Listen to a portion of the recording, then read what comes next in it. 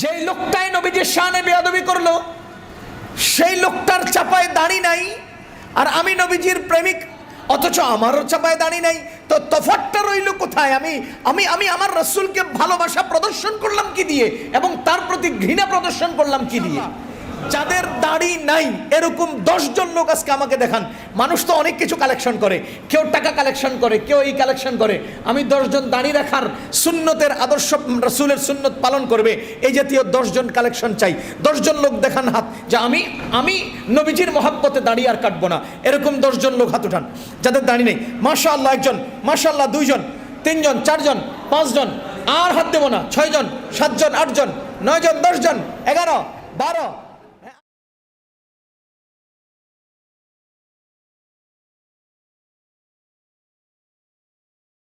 আলহামদুলিল্লাহ, আল্লাহ রাব্বুল আলামিনের অশেষ মেহেরবানি, যিনি আমাদেরকে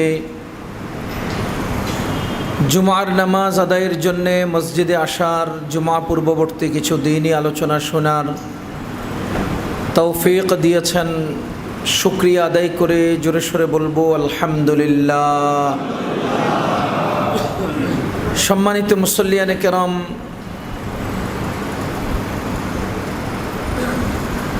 আমি চিন্তা করছিলাম যে আমরা আজকে কী নিয়ে আলোচনা করব।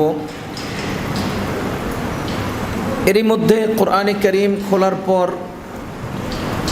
একটা পরিচিত আয়াত চোখে পড়ল। গত সপ্তাহে আমরা এই জাতীয় কিছু আলোচনা করেছি। এ সপ্তাহেও সেই আয়াতের ভিত্তিতে আমাদের জীবনের প্রয়োজনীয় কিছু কথা রাখবো ইনশাআল্লাহ। আপনারা জানেন,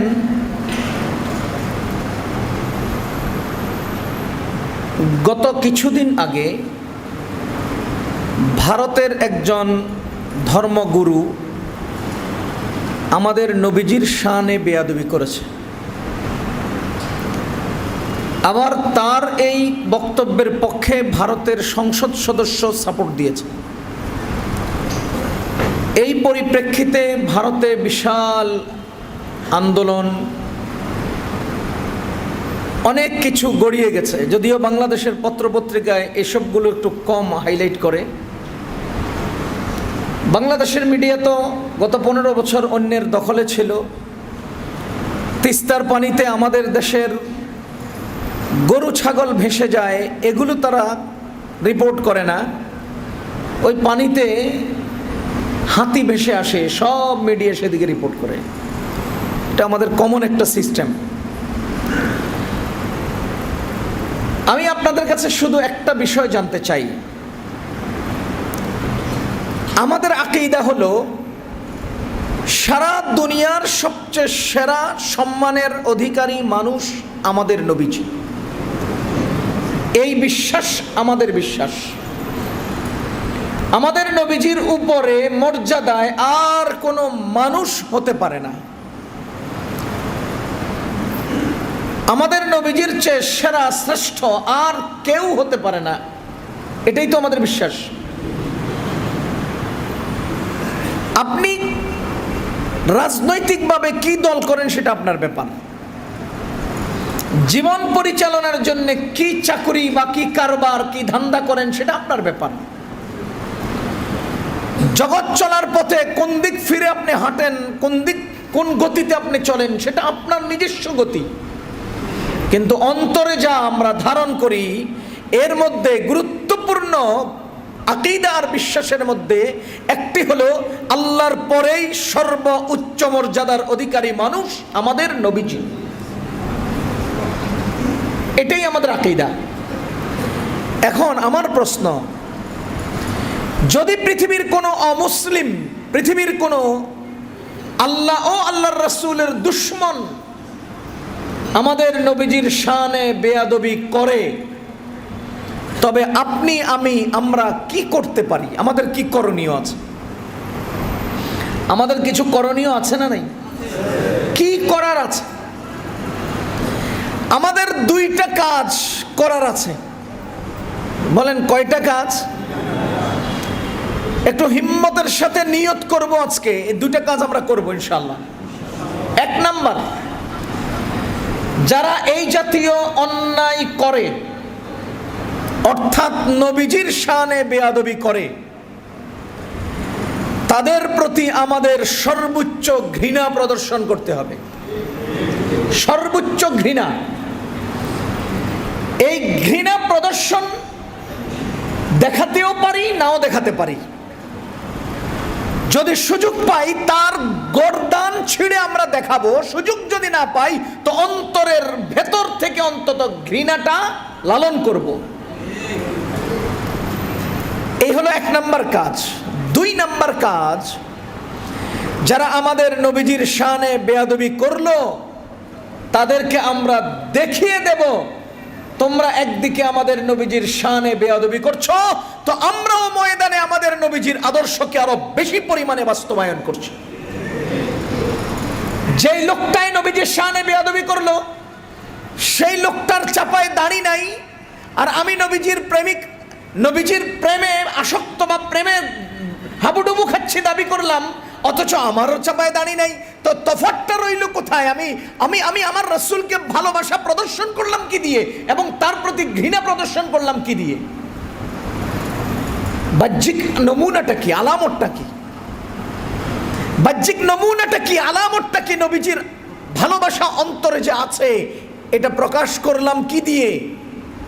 যদি আমি আগের মতোই থাকি, যদি আমি আগের মতোই থাকি, মনে করেন আমি উদাহরণস্বরূপ বলি, যদি কেউ আমাদের নবীজির একটা মাত্র সুন্নত তথা ডান হাতে খাওয়াকে ব্যঙ্গ করলো, একটা মাত্র সুন্নত ডান হাতে খাওয়াকে ব্যঙ্গ করলো, তো আমি তো মনে করি সারা পৃথিবীর 200 কোটি মুসলমান এর প্রতিবাদে এই দিন থেকে সিদ্ধান্ত নেওয়া উচিত আর জিন্দগিতে বাম হাতে খাবই না।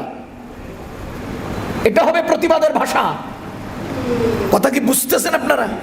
এটা হবে প্রতিবাদের ভাষা, এটা হবে প্রতিবাদের বাহ্যিক নমুনা, আলামত এবং প্রতিবাদের প্রদর্শন, নবীজির প্রতি ভালোবাসার প্রদর্শন। এ যদি বলে যে ডান হাতে যারা খায় এরা মনে করেন খারাপ তারাপ, এরকম কিছু বললো কেন? এজন্য যে মুহাম্মদুর রাসূলুল্লাহ ডান হাতে খেতে বলেছেন, অথবা ডান হাতে খাওয়া সুন্নাত, এজন্য সে আমার রাসূলের আদর্শ সুন্নাত ডান হাতে খাওয়াকে ব্যঙ্গ করেছে। তো মুসলমানের দায়িত্ব হবে আজ থেকে ডান হাত ছাড়া আর খাওয়ার জন্য অন্তত আর বাম হাত ব্যবহার হবে না। এটা হবে আমার আদর্শের বা রাসূলকে আমি ভালোবাসি, এটার প্রদর্শন। তারা আমাকে বলেছে তুমি ডান হাতে খাও, ডান হাতে তো অমুকে খায়, একটা খারাপ শব্দ উচ্চারণ করলো।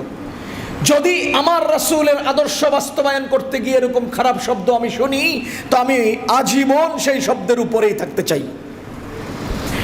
তো আমি বলবো আমার রাসূলকে যদি কেউ ব্যঙ্গ করে, মন্দ বলে, তা আমি রাসূলের উম্মত হিসেবে প্রথমত তাকে ঘৃণা করব, দ্বিতীয়ত রাসূলের আদর্শকে আমার মাথা থেকে পা পর্যন্ত পুরোটাই বাস্তবায়ন করব। তাহলেই না আমি আমার কর্মের দ্বারা তার প্রতিবাদ জানালাম। এখন দুঃখ লাগে, আমি আগে যেমন ছিলাম এখনো তেমনই রয়ে গেলাম, আমার সমাজ আগে যেমন ছিল এখনো তেমনই রয়ে গেল, আমার দেশ আগে যেমন ছিল এখনো তেমনই রয়ে গেল, আমার ব্যক্তি, আমার পরিবার, আমার সমাজ সব আগের মতোই রয়ে গেল। তো আমি এটার প্রতিবাদটা প্রকাশ করলাম কি দিয়ে, প্রদর্শন করলাম কি দিয়ে?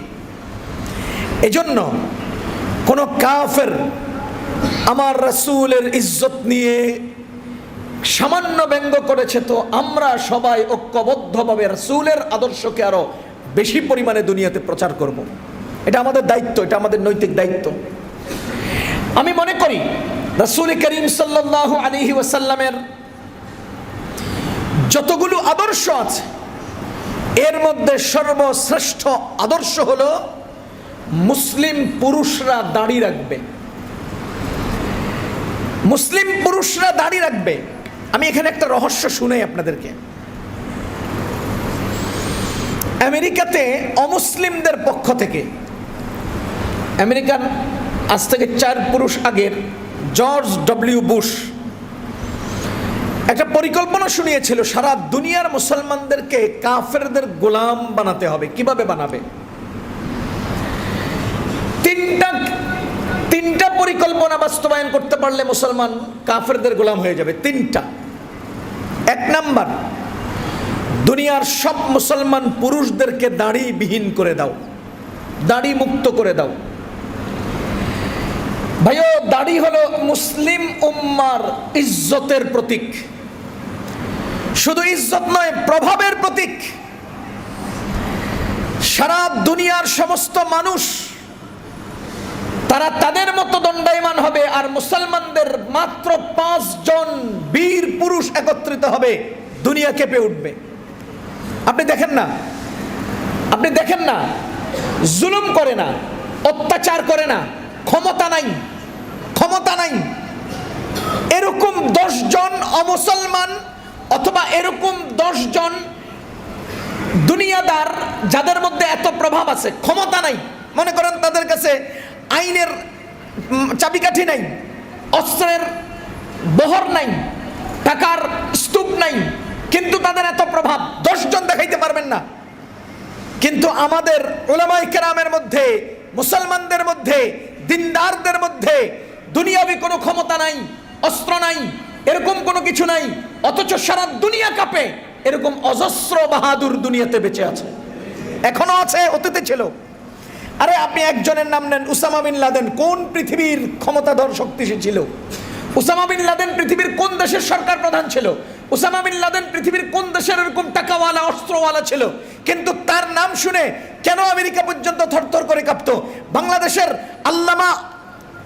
আল্লামা আহমদ শফী সাহেব কোন ক্ষমতার মালিক ছিলেন, কিন্তু তিনি চট্টগ্রাম থেকে ঢাকা আসতে চাইলে সারা ঢাকার প্রশাসন কেন নড়ে চলে উঠতো? এর মূল কারণ হলো আল্লাহ তাআলা দ্বীনের মধ্যে আর রাসূলের আদর্শের মধ্যেই দিয়েছে ক্ষমতা, আদর্শের মধ্যেই দিয়েছে প্রভাব। আমরা আজকে নবীজির আদর্শ ছেড়ে দেওয়ার কারণে জায়গায় জায়গায় লাঞ্ছিত ও অপদস্থ হচ্ছি। আমাদের সমস্যা কোন জায়গায়? আমি আপনাদেরকে একটা উদাহরণ দিই। মনে করেন আজকে জুমার নামাজ পড়ার জন্য এই মসজিদে আমরা যারা আসছি, কতজন হব? 2-4 হাজার মানুষ হব। এই 2-4 হাজার মানুষ যদি আমরা দাড়ি রাখি, সুন্নতি পোশাক তথা টুপি এবং পাঞ্জাবি গ্রহণ করি, কোনো একজন মানুষের কাছে প্রভাবশালী কোনো অস্ত্র দরকার নাই, শুধু একটা মেসওয়াক আর একটা তসবিহ যদি কেউ নেয়, ও আল্লাহর বান্দাগণ, আপনি 2-4 হাজার মানুষ মতিঝিলের চত্বরে একদিনের আধা ঘন্টা মাত্র চলাচল করেন, গুলিস্তানের চত্বরে এই কয়জন মানুষ মাত্র আধা ঘন্টা চলাচল করেন, নবীজির আদর্শকে সাথে নিয়ে, দাড়ি টুপি পায়জামা পাঞ্জাবিকে সাথে নিয়ে, সুন্নতি আদর্শকে আকৃতিকে সাথে নিয়ে মাত্র আধা ঘন্টা যদি মতিঝিলের চত্বরে আপনি হাঁটেন, আল্লাহর কসম করে বলছি, স্যাটেলাইটের মাধ্যমে ইউরোপ আমেরিকা পর্যন্ত খবর হয়ে যাবে এই যে বাংলাদেশের মতিঝিলে মানুষগুলো কেন আসলে, কি জন্য আসলো, এরা কি করতে চায়। অথচ সেই ফার্ম গেট, গুলিস্তান, মতিঝিলে লক্ষ লক্ষ মানুষ প্রতিদিন চলাচল করে, কোনো প্রভাব পড়ে না, কোনো প্রভাব পড়ে না। কেন? সারাদিন লাখ লাখ মানুষের আনাগোনা গুলিস্তানের চত্বরে নাই, কোনো প্রভাব পড়ে না। আপনারা যান, মাত্র আধা ঘন্টা চলেন না, দেখবেন পুরা দেশ খবর হয়ে যাবে, কি ব্যাপার, কি এরা কারা, কেন আসলো। আমাদের নবীজিকে আল্লাহ তাআলা 1 মাসের দূরত্বের রহব দিয়েছেন। আমাদের নবীজিকে আল্লাহ তাআলা 1 মাসের দূরত্বের প্রভাব দিয়েছেন। হাদিসের ব্যাখ্যায় এসেছে, নবীজি কোথাও যুদ্ধে যাবেন, হেঁটে হেঁটে 1 মাস দূরে যেতে যতদিন লাগে, একজন মানুষ একদিন লাগাতার হাঁটলে 16 মাইল হাঁটতে পারে। এরকম 3 দিন হাঁটলে 48 মাইল হয়। 48 মাইল দূরত্বে কেউ সফর করলে তাকে মুসাফির বলে। সেই ব্যক্তি 4 রাকাত বিশিষ্ট নামাজ 2 রাকাত পড়বে। এই সমস্ত মাসালা আমরা জানি। একজন মানুষ একদিনে হাঁটলে 16 মাইল হাঁটতে পারে। আমাদের মুহাদ্দিসিনে কেরাম বলেন, এরকম 1 মাস লাগাতার হাঁটা যত দূর যেতে পারে, এত দূর থেকে আল্লাহ আমাদের নবীজিকে প্রভাব দিয়েছেন, রহব দিয়েছেন। তার মানে কোনো কাফের যদি 1 মাস হেঁটে গিয়ে দূরত্ব যত দূর, অত দূর থেকে যদি শুনে যে মুহাম্মদ আসতেছে, তো সেখানেই তার হাগানি ভাব পাদানি শুরু হয়, সেখানেই তার কম্পন তৈরি হয়, সেখানেই তার কাপড় খুলে যায়। এরকম একটা ভয় আর ভীতি আল্লাহ আমাদের নবীজিকে দান করেছিলেন। এবার আপনি বলেন তো, আমাদের নবীজির ওই আদর্শের মধ্যে এই ভীতিটা নাই? বলেন, নবীজির মধ্যে ভীতিটা ছিল, নবীজির আদর্শের মধ্যে ভীতিটা নাই? অবশ্যই আছে। এজন্যই নবীজির আদর্শকে মানুষে ভয় পায়। এজন্যই নবীজির আদর্শের একজন উসামা বিন লাদেনকে তারা ভয় পায়।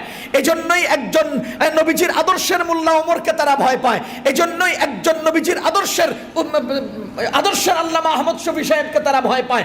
এজন্যই একজন নবী নবীজির আদর্শের মাসুদ আজহারকে তারা ভয় পায়। ও আল্লাহর বান্দাগণ, আমি আর আপনিও যদি ঠিকভাবে নবীজির আদর্শের জিন্দেগি কায়েম করতে পারি, তো আল্লাহ তাআলা আমাদেরকে 1 মাস না অন্তত 2 দিনের রোব তো দান করবেন, 2 দিনের রোব তো দান করবেন।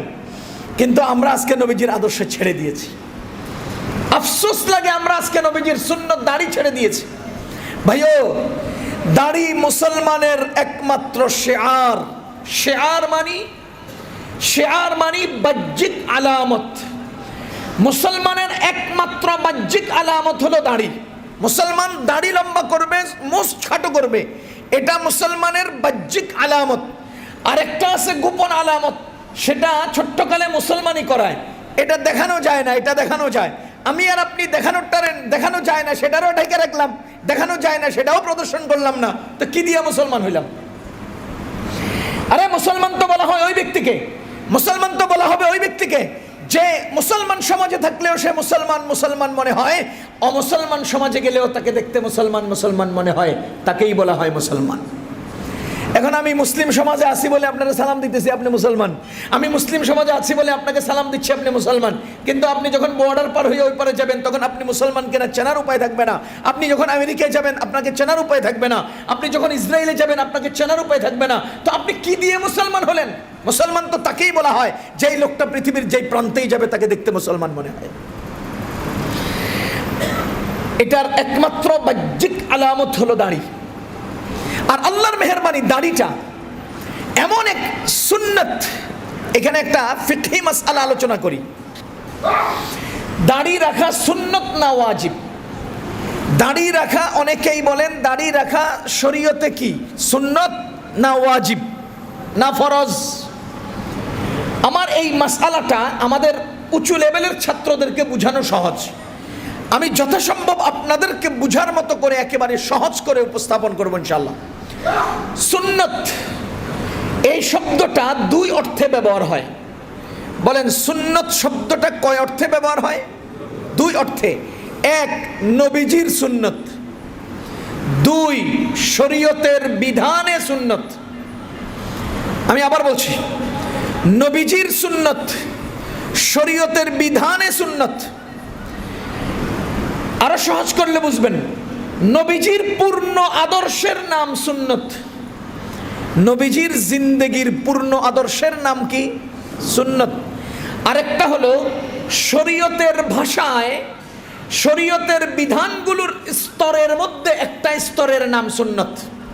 যেমন শরীয়তের ফিকহি পরিভাষায় কিছু বিধানের স্তর রাখা আছে, যেমন ফরজ, ওয়াজিব, সুন্নত, মুস্তাহাব, মুস্তাহসান। বুঝতেছেন নি আপনারা? হাত উঠানো, নামাজে হাত উঠানো সুন্নত, হাত বাঁধা সুন্নত, তাকবীরে তাহরিমা বলা ফরজ, সূরা ফাতিহা পড়া ওয়াজিব।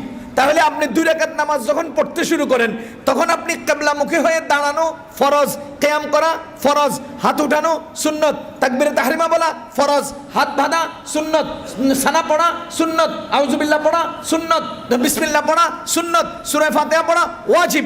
এই যে আপনি বললেন তাকবীরে তাহরিমা পড়া ফরজ, দাঁড়ানো ফরজ, হাত উঠানো সুন্নত, সূরা ফাতিহা পড়া ওয়াজিব। তা কি বোঝা গেল? একটা আছে ফরজ, একটা আছে সুন্নত, একটা আছে ওয়াজিব। তার অর্থ হলো আপনি পালন করার ক্ষেত্রে এটার গুরুত্ব কতটুকু, সেই গুরুত্ব বুঝানোর জন্যে, শরীয়তের বিধানের পালনের গুরুত্ব বুঝানোর জন্যে একটা ফরজ, একটা ওয়াজিব, একটা সুন্নত, একটা মুস্তাহাব।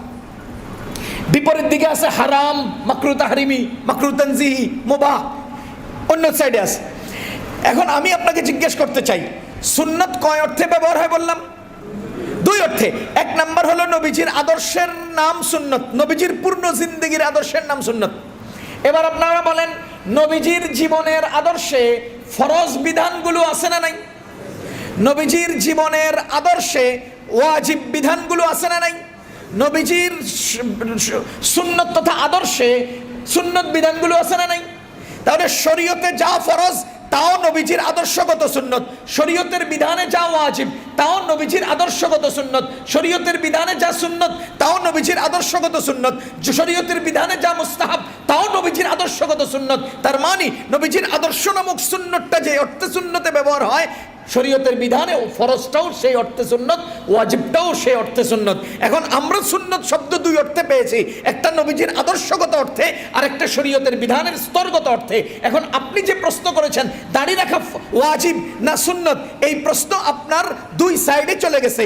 নবীজির আদর্শগত দাড়ি রাখা সুন্নত, কিন্তু শরীয়তের বিধানগত দাড়ি রাখা ওয়াজিব। এবার বলেন নবীজির আদর্শগত দাড়ি রাখা সুন্নত, 5 ওয়াক্ত নামাজ পড়া নবীজির আদর্শগত ফরজ। নবীজির আদর্শের দৃষ্টিতে 5 ওয়াক্ত নামাজ পড়া সুন্নত, আরে শরীয়তের বিধানের দৃষ্টিতে 5 ওয়াক্ত নামাজ পড়া ফরজ। শরীয়তের বিধানের স্তরের দৃষ্টিতে 5 ওয়াক্ত নামাজ পড়া ফরজ, নবীজির আদর্শের দৃষ্টিতে 5 ওয়াক্ত নামাজ পড়া। আপনারা কি বুঝতেছেন আমার কথা? নবীজির আদর্শের দৃষ্টিতে 5 ওয়াক্ত নামাজ পড়াও সুন্নত, ফরজ নামাজও সুন্নত, সুন্নত নামাজও সুন্নত, ওয়াজিব নামাজও সুন্নত, দাড়ি রাখাও সুন্নত, কিবলার দিকে ফিরে নামাজ পড়াও সুন্নত, আরে হজ করাও সুন্নত, যাকাত দেওয়াও সুন্নত। পুরো শরীয়তের বিধানটা নবীজির আদর্শগত সুন্নত। পক্ষান্তরে নবীজির আদর্শটা পালনের ক্ষেত্রের গুরুত্ব কতটুকুন সেই পরিপ্রেক্ষিতে বিধানের একটা স্তর রয়েছে। ওই স্তরে 5 ওয়াক্ত নামাজ ফরজ, যোহরের নামাজ ফরজ, আসরের নামাজ ফরজ, যাকাত দেওয়া ফরজ, হজ করা ফরজ, রোজা রাখা ফরজ। প্রকৃতপক্ষে এটা নবীজির আদর্শগত সবগুলোই সুন্নত। নবীজির আদর্শের দৃষ্টিতে সবগুলো কি, আর বিধানগত দৃষ্টিতে কোনোটা ফরজ, কোনোটা ওয়াজিব, কোনোটা মুস্তাহাব, কোনোটা সুন্নত, কোনোটা মুস্তাহসান। এবার আসেন শরীয়তের বিধান এর দৃষ্টিতে দাড়ি রাখা ওয়াজিব। বলেন দাড়ি রাখা ওয়াজিব। ফরজ কেন বলি নাই জানেন? শরীয়তের বিধানে ফরজ বলা হয় ওই সকল বিধানকে যেগুলো মান্য করা আবশ্যক, অমান্য করা কবিরা গুনাহ। যেগুলো বিশ্বাস করা আবশ্যক, অবিশ্বাস করা কুফরি। যদি শরীয়তের কোনো বিধান মান্য করা আবশ্যক হয়, অমান্য করলে কবিরা গুনাহ হয়, বিশ্বাস করা ফরজ হয়, অবিশ্বাস করলে কুফরি হয়, সেই জাতীয় বিধানকে বলা হয় ফরজ। পক্ষান্তরে যেসব বিধানগুলো মান্য করা আবশ্যক, অমান্য করলে কবিরা গুনাহ, বিশ্বাস করা ফরজ কিন্তু অবিশ্বাস করলে কাফের হয়ে যায় না, এই জাতীয় বিধানগুলোর নাম ওয়াজিব। সুতরাং আমরা ফরজ বলি না এই জন্য এটাকে অবিশ্বাস করলে কেউ কাফের হয়ে যাবে না, পক্ষান্তরে এটা না রাখলে সে কবিরা গুনাহে লিপ্ত হবে। এই মাসালাগুলো একটু উঁচু কিতাবের মাসালা, তো আপনাদের অনেকের বুঝতে কষ্ট হবে। এরপরেও বলছি, শরীয়তের বিধানে যেসব বিধানগুলো মান্য করা আবশ্যক, অমান্য করা কবিরা গুনাহ।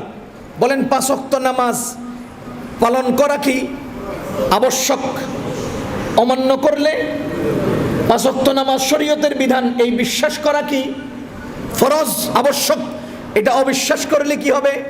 কাফের হয়ে যাবে। এই জাতীয় পর্যায়ের বিধানগুলোকে বলা হয় ফরজ। এই পর্যায়ের বিধানগুলোকে কে বলা হয়? ফরজ।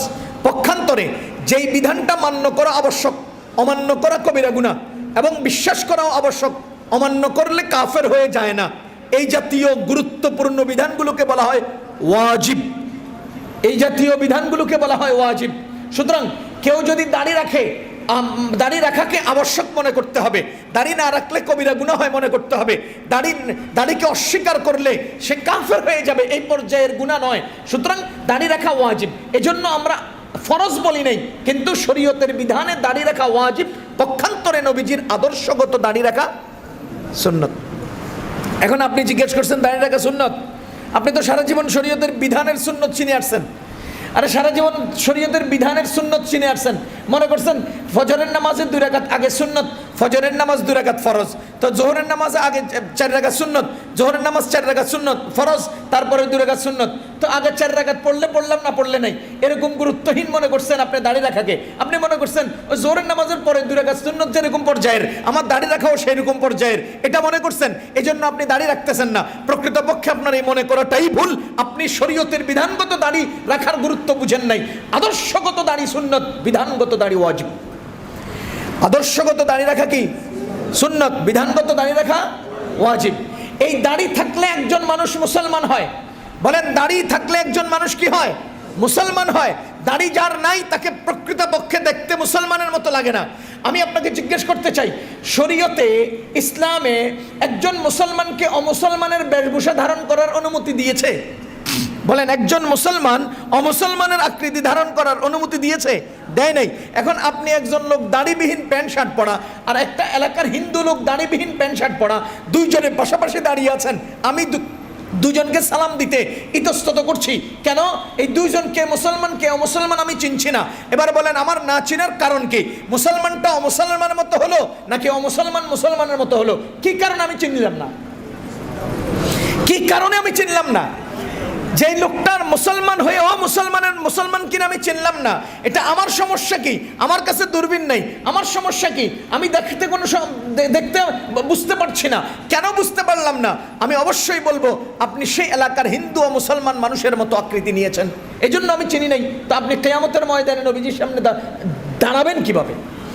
আমি যখন মেশকাত জামাত পড়ি 2004 সালের গল্প, তখন নোয়াখালী মাইজদি আলামিন মাদ্রাসায় পড়তাম। সোনাপুর এলাকায় গেছি ফজরের নামাজের কোনো এক কারণে, ফজরের পরপর ওখান থেকে আসতেছিলাম, গাড়িতে অনেক চাপ, অনেক মানুষের জ্যাম। আমার একটা আদত হলো, যেহেতু গেটের মধ্যে মানুষ উঠানামার চাপাচাপি থাকে, আমি ঢুকলে একদম পিছনে চলে যাই। তো পিছনে গেলাম, ছোট মানুষ, ছাত্র মানুষ, এক আল্লাহর বান্দা আমার দেখে কয় আসসালামু আলাইকুম। আমার তো কলিজা বড় হয়ে গেছে, বেটা আমার সালাম দিছে। আমি কই ওয়ালাইকুম আসসালাম। হ্যাঁ, আমার কয় আপনারা হুজুর মানুষ খালি সালাম পাইবার লাগে বয়ে থাকেন, সালাম তো দিতে শিখেন নাই। বুঝেন তো, খুব জ্যাম, গাড়িতে মানুষ ভরা। সেই লোকটা আমার কি করলো, সালাম দিল, আর আমি খুব খুশি হইলাম, বেটা সালাম দিছে, আমি ওয়ালাইকুম আসসালাম বলছি। এর পিছন দিয়ে এরকম মোটা একটা বাঁশ দিয়ে দিল। কি কয়, আপনারা হুজুর মানুষ খালি সালাম পাইতে বয়ে থাকেন, দেওয়া তো শিখেন নাই। আমি টাস করে জিজ্ঞেস করলাম আপনি কি মুসলমান? হ্যাঁ আমি মুসলমান। কি প্রমাণ আপনি মুসলমান? কপালে সেজদার দাগ নাই, চাপায় দাঁড়ি নেই, গায়ে সুন্নতি লেবাস নাই। ছোট্টকালে আপনারা মুসলমান করেছে কিনা এটা তদন্ত করতে হবে। তা আমি কি আপনারা চেইন খুলে তদন্ত করে করে সালাম দেবো? কালকে থেকে দেখা হইলে কয়েন হুজুর আমি মুসলমান, তো দেখবেন আমি সালাম দিই কিনা। আপনি মুসলমান হন না কেন? মুসলমান হন না কেন? সে আমার বাঁশ দিছে, তো আমি তাল গাছ দিয়ে দিছি বেটারে। সাবধান, কোন যুক্তি দিয়ে দুনিয়া চলবে না। ও কিয়ামতের ময়দানে নবীজির সামনে দাঁড়াইতে হয়রান হয়ে যাবেন। নবীজির সুন্নতের উপরে এভাবে ছুরি চালান, নবীজির আদর্শের উপরে এভাবে ছুরি চালান না। কবরে কয়টা প্রশ্ন? বলেন কয়টা প্রশ্ন? এক, মার রব্বুকা, কে আপনার রবকে দেখেছেন? মার রব্বুকা, তোমার রবকে। আমরা কে রবকে দেখেছি? বলেন দেখেছি। তাইলে কেমনে চিনবেন আপনার রব? রবকে তো দেখেন নাই, রবকে চিনবেন কিভাবে? 2 নম্বর প্রশ্ন করবে, মা দীনুকা, তোমার ধর্ম কি? এই ধর্ম কি জীবনে আপনি পালন করছেন? করেন নাই, তো আপনি ধর্ম চিনবেন কিভাবে? আরে ধর্ম পালন করেন না, আপনি ধর্ম চিনবেন কিভাবে? মা দীনুকার জবাব আপনি দিবেন কিভাবে? আপনি তো আপনার রবকে দেখেন নাই, তো রবকে চিনবেন কিভাবে? আপনি তো আপনার ধর্ম পালন করেন নাই, তো আপনি ধর্মের প্রশ্নের জবাব দিবেন কিভাবে? ওয়ামান হাদার রাজুল আল্লাযী বুইসতুম, যাকে তোমাদের কাছে প্রেরণ করা হয়েছিল, সেই লোকটা কে? সেই লোকটার আদর্শকে জীবনে বাস্তবায়ন করেন নাই, তো আপনি তাকে চিনবেন কিভাবে? জবাব দেন, এখান থেকে জবাব দেন। খোদার কসম করে বলছি, 1000 বছর যদি কেউ বলে মান রব্বুকা, তোমার রবকে, আমি লিখবো আল্লাহ। মান রব্বুকা, তোমার রবকে, আমি লিখবো আল্লাহ। মা দীনুকা, তোমার ধর্ম কি? আমি লিখবো ইসলাম। মান হাদার রাজুল, তোমার এই লোকটা কে জিজ্ঞেস করলে আমি বলবো মুহাম্মদ রাসূলুল্লাহ, আমাদের রাসূল। খোদার কসম করে বলছি, 1000 বছর যদি কেউ কলমে খাতায় লিখতে থাকে, 1000 বছর যদি সে মুখে মুখে জপতে থাকে, না মাত্র 60 বছর পর্যন্ত বয়সের মধ্যে যদি সে তার রবের মালিকের প্রত্যেকটা হুকুম মেনে চলে, যদি ইসলামের প্রতিটি বিধান মেনে চলে, যদি মুহাম্মদুর রাসূলুল্লাহর আদর্শকে নিজের জীবনে মাত্র 40 বছরের বাস্তবায়ন করতে পারে, তবে কবরে তার 3 প্রশ্নের জবাব দেওয়া সহজ হয়ে যাবে। 1000 বছর চিৎকার করে জপলে এটার জবাব আসবে না, 10,000 বছর জপলেও এটার জবাব মুখে আসবে না, 50,000 বছর লিখলেও এটার জবাব আসবে না। যদি মাত্র 30 বছর জীবনকে বাস্তবায়ন করতে পারি, জবাব আসবে। আমি এর আগে উদাহরণ দিয়েছিলাম, আমি একজন পরিচিত বক্তা, আপনারা অনেক শুনেছেন আমার নাম, কেউ কখনো দেখেননি। আমি একদিন সকালবেলা এখানে আসলাম, কেউ আমার জিজ্ঞাসা না, অথচ আমার নাম সবাই শুনছে। আমি আসছি, কেউ দেখে নাই তো, আমি আসছি, ঘুরতেছি, হাঁটতেছি, কেউ আমার জিজ্ঞেস করে না কে আপনি করতে গাইছেন না। কিন্তু বলেন তো, আমি আপনার এলাকায় আসলাম, আপনারা আমাকে চেনেন, আমাকে কাছে থেকে দেখেছেন, এবার বলেন আমি আসলে আপনারা আমাকে সালাম দিয়ে অন্তত কাছে ডাকবেন কিনা, একটু সমাদর করবেন কিনা? অবশ্যই করবেন। আমার নাম 100 বছর শুনলেও জীবনে না দেখলে আমাকে চিনবেন না। ও আমার নাম একদিন আমাকে দেখলে, নাম শুনেন আর না শুনেন, চিনে ফেলবেন। নবীজির নাম সারা জীবন শুনবেন, জীবনে বাস্তবায়ন না করলে কবরে নবীজিকে চিনবেন না। সারা জীবন নবীজি, ইসলামের শেষ রাসূল ছিলেন মুহাম্মদ, ইসলামের শেষ নবী ছিলেন মুহাম্মদ, দুনিয়ার সর্বশ্রেষ্ঠ রাসূল ছিলেন মুহাম্মদ, সারা জীবন শুনবেন, কবরে চিনবেন না। কেন? কারণ আপনি তার একটা আদর্শকেও নিজের জীবনে চিনেন নাই। আপনি তার একটা আদর্শ চিনেন নাই, তো তাকে চিনবেন কিভাবে? আপনি যখন চলবেন ডান হাতে, ওহো আমি তো ডান হাতে খেয়েছিলাম। কেন?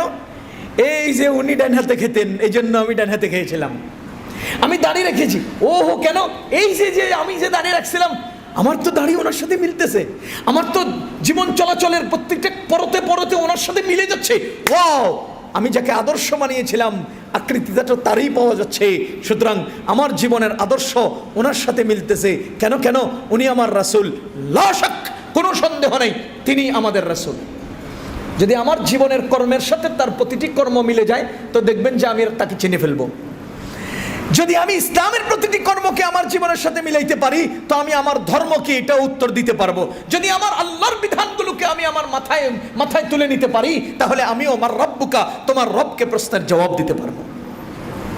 এজন্য ভাইও, সবচেয়ে গুরুত্বপূর্ণ আমল হলো দাড়ি। মুসলমানদের সবচেয়ে গুরুত্বপূর্ণ আমল কি? দাড়ি। বলেন কি? আজকে জুমার নামাজ পড়তে আসছেন কয়দিন পর? বলেন কয়দিন পর? আরে প্রতিদিন কয়বার খানা খান? প্রতিদিন 3 বার খানা খান, আগে পরে নাস্তা সহ 5 বার। এই 5 বারে 5 বার ডান হাত দিয়ে খানা খান। এই ডান হাতে খানা খাওয়ার সুন্নত ডেলি 5 বার প্রয়োগ হয়। জুমার নামাজ সপ্তাহে একবার প্রয়োগ হয়।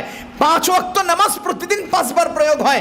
জীবন চলার প্রতিটি পরতে বিভিন্ন আমলগুলো সময়ে আসে, সার্বক্ষণিক আসে না।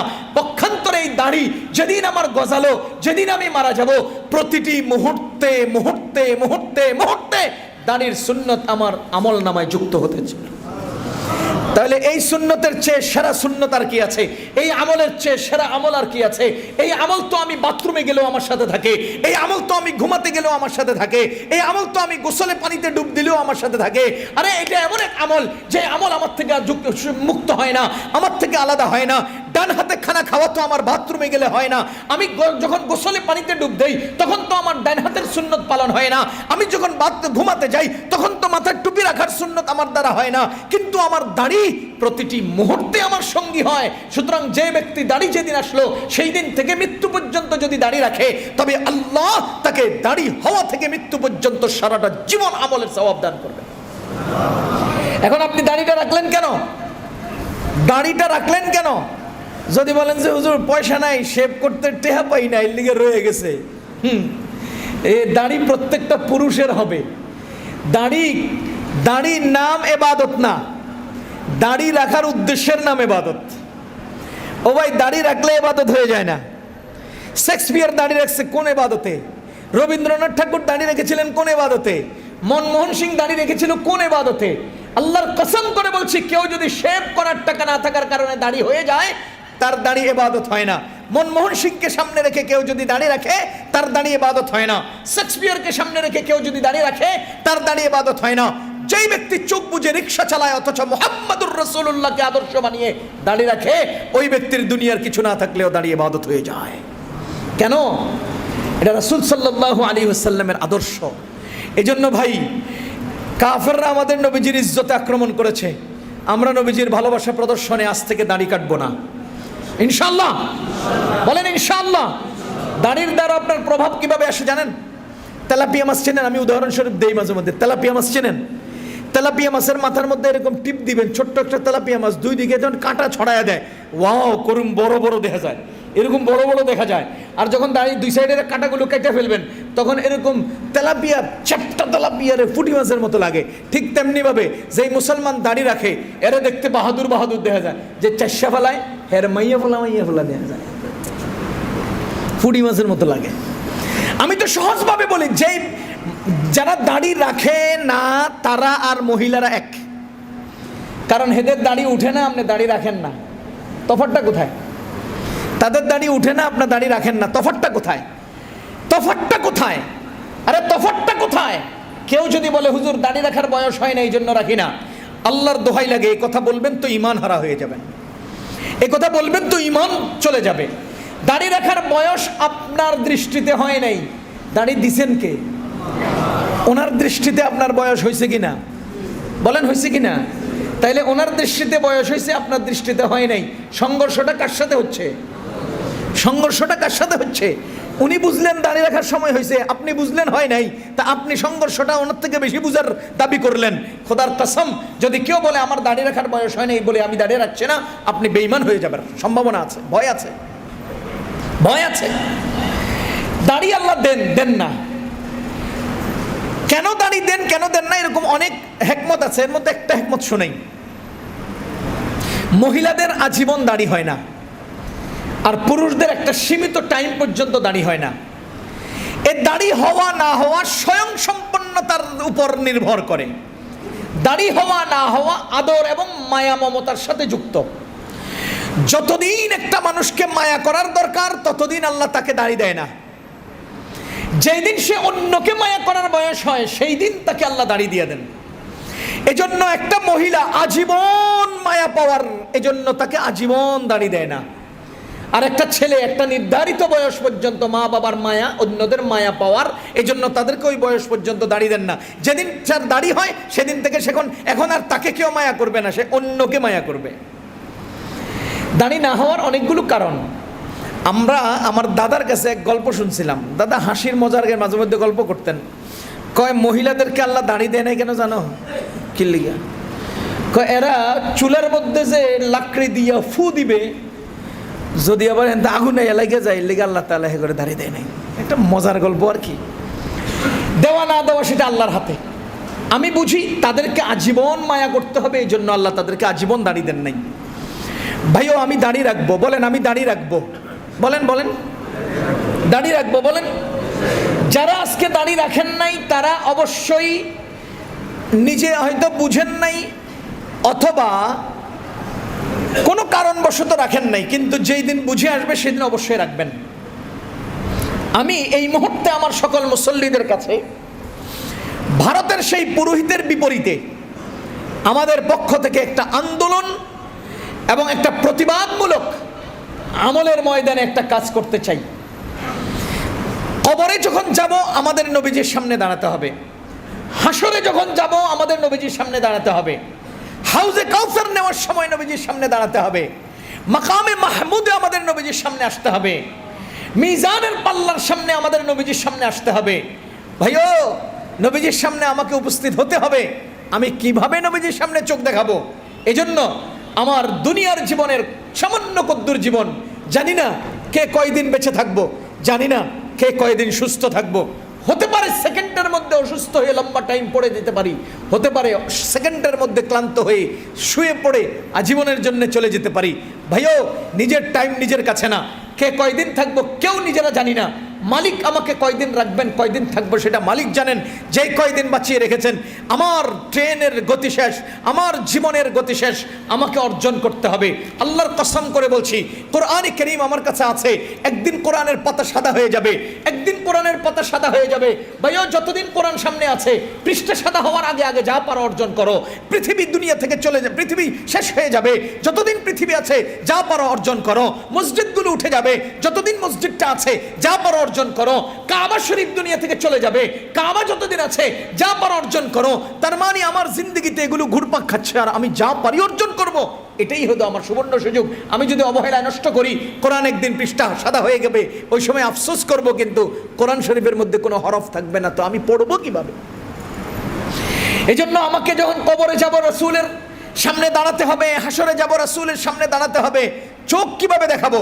এজন্য অন্তত নবীজির মোহাব্বতটাকে অন্তরে ধারণ করে আজ থেকে আর দাড়ি কাটবো না, দাড়িতে হাত দেব না, এই জাতীয় সিদ্ধান্তে আমরা উপনীত হতে পারি তো ইনশাআল্লাহ? বলেন পারি তো ইনশাআল্লাহ? যাদের দাড়ি নাই এরকম 10 জন লোক আজকে আমাকে দেখান। মানুষ তো অনেক কিছু কালেকশন করে, কেউ টাকা কালেকশন করে, কেউ এই কালেকশন করে। আমি 10 জন দাড়ি রাখার সুন্নতের আদর্শ, রাসূলের সুন্নত পালন করবে এই জাতীয় 10 জন কালেকশন চাই। 10 জন লোক দেখান হাত, যে আমি নবীজির মহব্বতে দাড়ি আর কাটবো না, এরকম 10 জন লোক হাত উঠান যাদের দাড়ি নেই। মাশাআল্লাহ একজন, মাশাআল্লাহ 2 জন, 3 জন, 4 জন, 5 জন, আর হাত দেবো না, 6 জন, 7 জন, 8 জন, 9 জন, 10 জন, 11, 12, হ্যাঁ আর কে আছেন? আলহামদুলিল্লাহ 13। আপনার দাঁড়িয়ে আছে যখন নাই হেগরে জিজ্ঞেস 13, ওই 14, মাশাআল্লাহ 15। হাত উঠান, হাত উঠান, এই একজন আরেকজনের উঠান ভাই। ও দাঁড়ির দ্বারা আপনার ইজ্জত বাড়বে, দাঁড়ির দ্বারা ইজ্জত বাড়বে ইনশাআল্লাহ। আর হাত দিব না ইনশাআল্লাহ। আর কে আছেন? এই পিছনে আরেকজন হাত উঠেছে। দাড়িওয়ালারা উঠবেন না, দাড়ি নাই যাদের তারা উঠান। আজকে আমরা দাড়ি কালেকশন করব ইনশাআল্লাহ। আল্লাহ তাআলা মেহেরবানি করে যারা হাত তুলেছেন তাদেরকে হাসরের ময়দানে ইজ্জতের সাথে নবীজির সামনে হাজির হওয়ার তৌফিক দান করুন। ইজ্জতের সাথে ইনশাআল্লাহ আমরা নবীজির সামনে দাঁড়াবো ইনশাআল্লাহ, ইনশাআল্লাহ। আচ্ছা, থানবী রাহমাতুল্লাহ আলাইহির কাছে একজন অমুসলমানের হয়েছিল মুনাজারা। একজন অমুসলমানের সাথে কথা হচ্ছিল, মুনাজারা হচ্ছিল। তো থানবী রাহমাতুল্লাহ আলাইহি বলতেছেন, আচ্ছা যদি হাসর না হয়, যদি হাসর না হয়, যদি কিয়ামত না হয়, যদি পরকাল না হয়, তো না হলে কার জন্য হবে না? আমার জন্য হবে না, তোমার জন্য হবে না? বলেন হাসরের ময়দানে হিসাব নিকাশ হবে না, কথার কথা। কার জন্য হবে না? সবার জন্যই হবে না, আমার জন্য হবে না, তোমার জন্য হবে না। আর যদি হইয়া যায় তো তুমি তো ধরা খেয়ে যাবা। যদি হইয়া যায় তুমি তো ধরা খেয়ে যাবা। মনে করেন একজনে বলল যে আপনি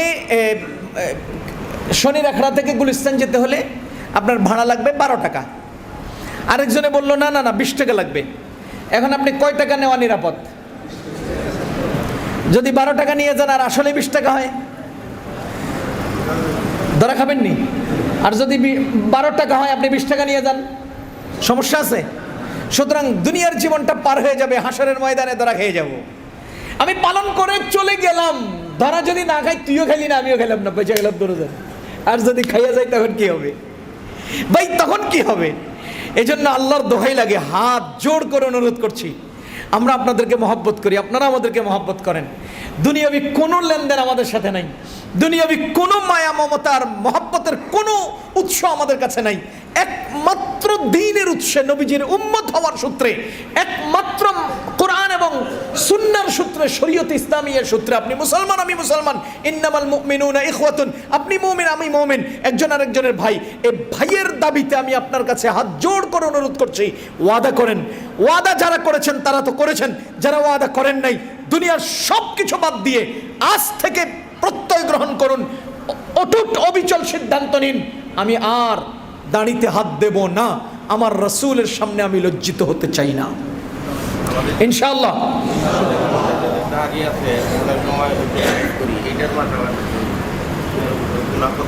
একজন প্রশ্ন করেছেন, আব্দুল জব্বার ভাই, আমরা যারা দাড়ি রেখেছি আমরা মাঝে মধ্যে দাড়ি সাইজ করি, আমরা মাঝে মধ্যে দাড়ি সাইজ করি, এই ব্যাপারে শরীয়ত কি বলে? নবীজির হাদিস বুঝেন, নবীজির হাদিস হলো তোমরা দাড়ি লম্বা করো, মোষ খাটো করো, ছোট করো, এই হলো নবীজির নির্দেশ। এখন আপনারা বলেন তো নবীজির এই নির্দেশ সবচেয়ে বেশি বুঝেছেন কারা? সাহাবাই কেরাম। সাহাবাই কেরামের মধ্যে অন্যতম ফকিহ সাহাবী, এই উম্মতের সবচেয়ে বড় ফকিহ সাহাবী, আফকাহু উম্মতি, আমাদের নবীজি বলেন আব্দুল্লাহ ইবনে মাসউদ রাদিয়াল্লাহু তাআলা। তিনি তার দাড়ি এইভাবে ধরে এক মুষ্টির পরে কেটেছেন, সাইজ করেছেন, এক মুষ্টির পরে ধরে কেটেছেন, সাইজ করেছেন। নবীজি বলেছেন লম্বা করো যত দূর যায়। ইবনে মাসউদ সেটাকে সাইজ করেছেন এক মুষ্টি পর্যন্ত। এবার আপনি বলেন নবীজির নির্দেশনা সাহাবীগণ উপলব্ধি করলেন, সাহাবীগণের আমল দ্বারা আমরা কিয়ামত পর্যন্তের জন্য শরীয়তের বিধান ঠিক করলাম, এক মুষ্টির বাহিরে দাড়ি কাটার অনুমতি আছে, কেউ লম্বা করলে করতে পারে, কেউ কাটলেও কাটতে পারে, সাইজ করলেও দূর করতে পারবে যতদূর সাহাবিগণ করেছেন। আপনি মেশিন লাগাইয়া সাইজ করবেন, জুতার ব্রাশ স্টাইলে বাইরে রেখে দিবেন না, এই সিস্টেমে সাইজ করার সুযোগ নাই। সাইজ করতে হলে সাহাবিগণের মতো করতে হবে। এক মুষ্টির বাহিরে যদি আপনি চান কাটতে পারেন, যদি চান লম্বাও করতে পারেন।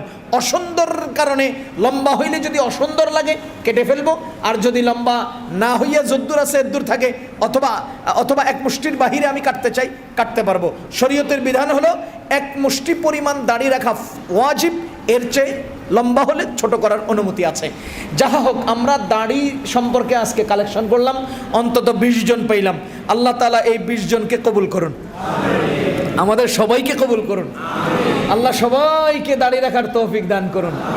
এই একটা সুন্নত যদি আমরা পালন করি, আলহামদুলিল্লাহ আমাদের ইজ্জত বাড়বে, আলহামদুলিল্লাহ আমাদের সম্মান বাড়বে, আলহামদুলিল্লাহ অজস্র গুনাহ থেকে আমার দাড়ি আমাকে বাঁচায় দিবে। আরে পরিবেশের সাথে যাবে না আমার দাড়ির কারণে, আমি যেতে পারবো না, গুনাহে যুক্ত হতে পারবো না দাড়ি নিয়ে। আমার মনে আছে গাবতলিতে এক বেটা আমার কয়, হুজুর এ দাড়ি রাখছে, নামাজ পড়ে না। ওই যে গাড়ির হেল্পার টাইপের এরা, একজন আরেকজনের বিরুদ্ধে কি করে অভিযোগ করতেছে, হ্যাঁ দাড়ি রাখছে, নামাজ পড়ে না। তা আমি এর বললাম যে আপনি তো দাড়িও রাখেন নাই, নামাজও পড়েন না।